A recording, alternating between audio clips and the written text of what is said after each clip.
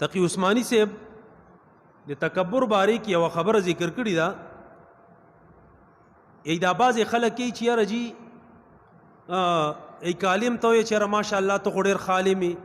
هغه به درته چې مړه مونږ څه علم دا و، مونږ کمزوري خلک یو. او دغه شانتې که مالداره ته وایې، ګوره دې کې یوه نکته ده، سوچ ورته کوئ.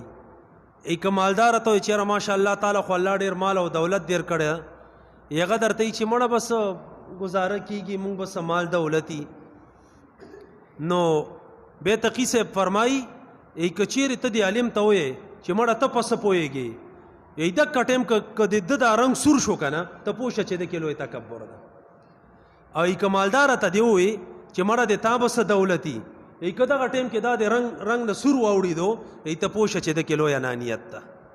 هسې خو په زبان سړی یې که نه، مړه بس مونږ څه کمزوري خلک یو، داسې خلک یې که دا عاجزي نه ده. عاجزي دا نه ده. زه بار بار یم چې عاجزي زړه سره تعلق ساتي. چېرې تا په زړه کې عاجزي وي او په عاجزۍ باندې الله پوهېږي، مخلوق په عاجزۍ نه پوهېږي. ته که ډېر عاجزي وکړې د مخلوق کې، خو مخلوق په عاجزۍ نه پوهېږي. یو مخلوق د چا نه خوشحالېږي نه، دا یاد ساتئ.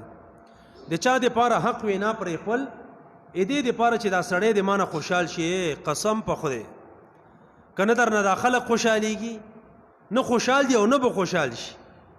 خو ګوره یاد ساتئ چې د خلکو دپاره الله خفه نه کوي.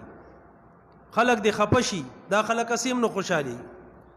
د سړي نه خپله ښځه نه خوشحالېږي مړه، چې د سر نه تر ویښتو پورې سونې کې ونغاړې داسې که نه، دا به خوشحاله نه شي.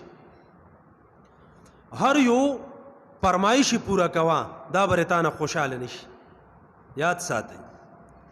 نو خلک به تا نه څه خوشحال شي؟ د چا دپاره حق خبره پرېښول چې یاره جي دا معاشرې کې دا خلک دي، دی مه کو چې دی خوشحال شي. ازمیخ وکړه، هسې یوې میاشتې دپاره ته ازمیښت وکړه. ته داسې کار وکړه چې حق خبرې پرېږده، نرمې نرمې خبرې کوه، بیا به هم در پسې دا خلک لګېوي. که سختې خبرې کې، که نرمې کې، خلک به در پسې لګېوي.